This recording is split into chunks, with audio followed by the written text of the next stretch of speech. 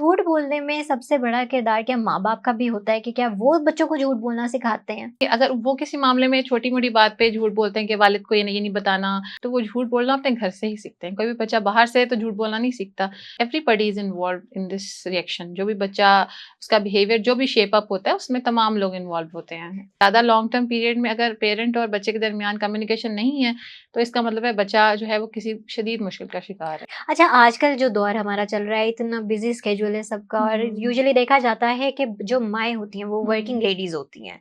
तो एक तो वो बाहर की उनको बहुत ज़्यादा फ्रस्ट्रेशन होती है, काम करके आती हैं थकी-हारी, घर आके उसके बाद काम करना होता हुँ, है। उसके बाद बच्चा जब उनसे ज़िद करता है या किसी किसी चीज़ की चाहत का इज़हार करता है, तो माएँ क्या करती है, फ्रस्ट्रेशन बच्चों पे उतारती हुँ। हैं, बच्चों को मार भी देती हैं। तो क्या इस कंडीशन में बच्चे को मारना ठीक है या उसको प्यार से समझाना चाहिए? देखिए मारना तो किसी कंडीशन में भी ठीक नहीं है। मारने का मतलब ये है कि आप एक जो बच्चा आगे ही अपनी कम्युनिकेशन में वीक है, अपनी फीलिंग्स और इमोशंस को कम्युनिकेट नहीं कर हुँ। पा रहा, आप उसको बिल्कुल ख़त्म कर रहे हैं, आप उसे दबा रहे हैं।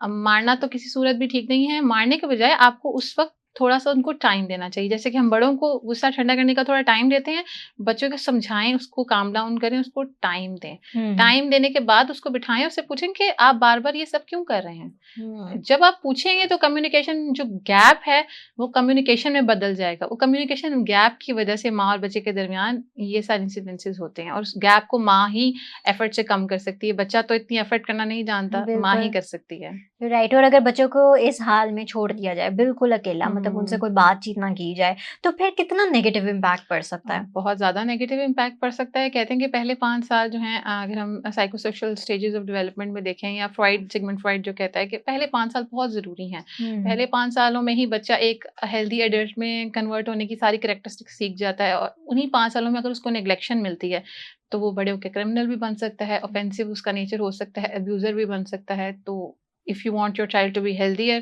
तो आपने पहले 5 साल उसके बिल्कुल नेग्लेक्ट नहीं करने हैं और उसके बाद भी until he becomes N adolescence 12 years तक आप उसको हुँ। तवज्जो दें और सारी चीज़ें दुनिया की सेकेंडरी हैं, आपका बच्चा और उसकी ज़हनी सेहत प्राइमरी है। राइट।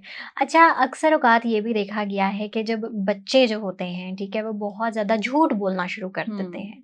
तो झूठ बोलने में सबसे बड़ा किरदार क्या माँ-बाप का भी होता है कि क्या वो बच्चों को झूठ बोलना सिखाते हैं? हुँ, बच्चे जो हैं ना वो स्पॉन्ज की तरह होते हैं। हुँ। बच्चे आइडियलाइज़ करते हैं, मॉडल करते हैं जो उनके सामने होता है।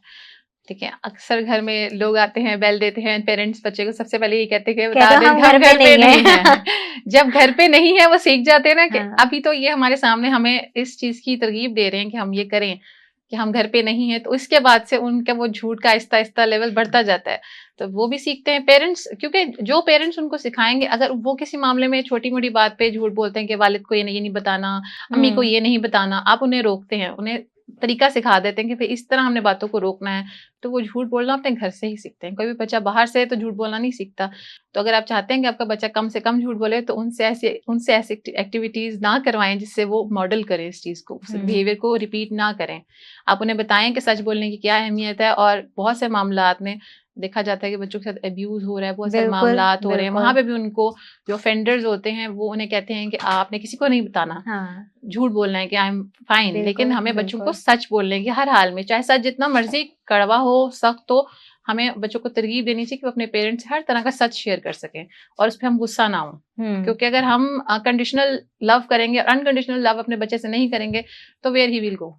बिल्कुल ऐसा ही है, तो ये माँ-बाप का भी बहुत बड़ा जी। रोल होता है इस सब में क्योंकि अक्सर ये भी देखा जाता है ना कि हुँ। आप जब जॉइंट फैमिली सिस्टम हुँ, में हुँ, हुँ, स्पेशली जब आप रह रहे हुँ। होते हैं, तो वहाँ पे कोई भी चीज़ अगर गलत हो जाती हुँ, है या बच्चा जो बड़ों के साथ किसी तरह बुरे तरीके से बात कर देता है, कुछ कर देता है, तो वहाँ पे जो उनकी माएँ होती हैं, हुँ, दादियाँ होती हैं या ख़वातीन की सासें होती हैं, वो उन्हें सबसे पहले ये बात करती हैं, तेरी माँ ने तुझे सिखाया है। हुँ। हालाँकि जॉइंट फैमिली सिस्टम्स में सब लोग ही सिखा रहे होते हैं। Everybody is a demonstrator there. Hmm. Whether there is a grandparent, a grandmother or any aunt और कोई भी जो रिलेटिव आपके साथ आता है, बच्चे सबको मॉडल करते हैं क्योंकि उनके लिए सभी फैमिली मेंबर्स इंपॉर्टेंट होते हैं।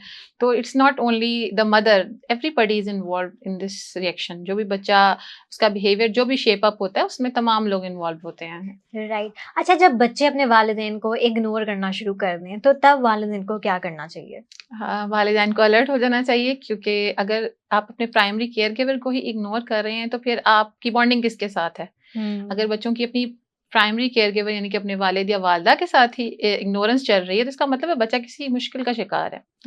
आपको उसे घर में पहले पूछताछ करनी चाहिए, फिर उसको आपको चाइल्ड साइकोलॉजिस्ट के साथ मीटअप कराना चाहिए, ताकि जो अगर वो आपसे डर रहा है, आपको नहीं बता सकता, तो शायद वो किसी और को बता दे या किसी काउंसलर के साथ वो शेयर कर ले, तो उस मसले का हल निकल सके। ज़्यादा लॉन्ग टर्म पीरियड में अगर पेरेंट और बच्चे के दरमियान कम्युनिकेशन नहीं है, तो इसका मतलब है बच्चा जो है वो किसी शदीद मुश्किल का शिकार है।